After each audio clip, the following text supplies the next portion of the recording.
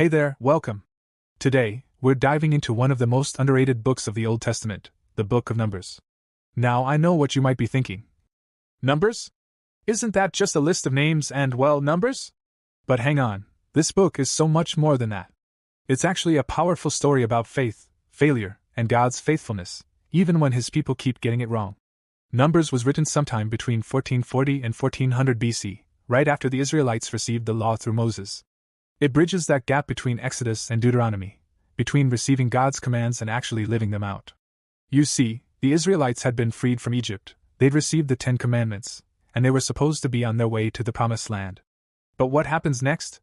They start doubting, complaining, and rebelling. And that turns what could have been an 11-day journey into 40 years of wandering in the wilderness. Still, in the middle of all that failure, God doesn't give up on them. He provides food from heaven, water from rocks, and His presence through the cloud by day and fire by night.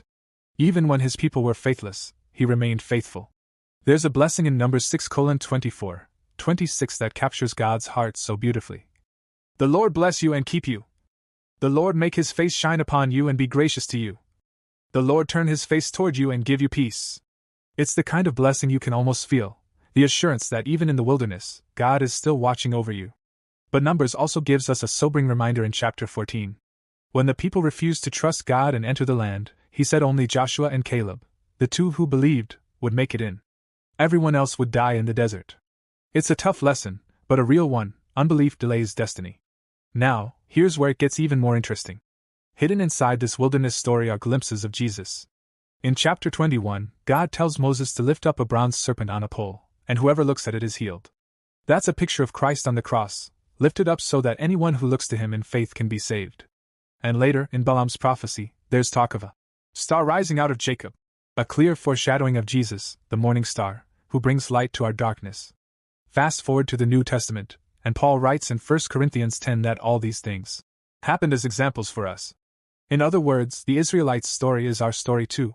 When we complain, when we test God, when we doubt His timing, we're wandering our own wilderness. But just like them, God's grace meets us there. He disciplines us, yes, but always with the goal of restoration.